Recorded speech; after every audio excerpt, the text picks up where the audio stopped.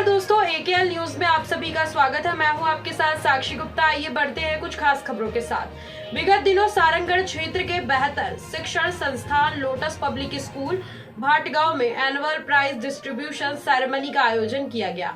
इस आयोजन में वार्षिक परीक्षा के प्रवीण सूची में स्थान प्राप्त किए सभी बच्चों को मेडल व प्रमाण पत्र देकर पालक व अतिथियों के बीच में सम्मानित किया गया।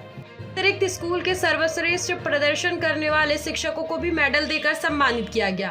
सर्वश्रेष्ठ प्रदर्शन करने वाले शिक्षकों में स्कूल प्राचार्य दूधनाथ जायसवाल सहित और भी शिक्षक शामिल थे, जिन्हें मेडल से सम्मानित किया गया। इसके अतिरिक्त अंक सूची का वितरण भी पालक को किया गया।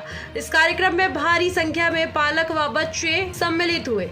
अंत में कार्यक्रम की गरिमा एवं शोभा बढ़ाने वाले समस्त पालकों का स्कूल डायरेक्टर लक्ष्मी साहू द्वारा मंच से अभिनंदन किया गया और धन्यवाद ज्ञापित किया गया। साथ ही पालकों के बीच प्रवीण सूची में स्थान प्राप्त करने वाले बच्चों व उनके पालक को बधाई देने के साथ साथ उत्कृष्ट प्रदर्शन करने वाले समस्त शिक्षकों को बधाई व शुभकामनाएं देते हुए उनके उज्जवल भविष्य की कामना की गई।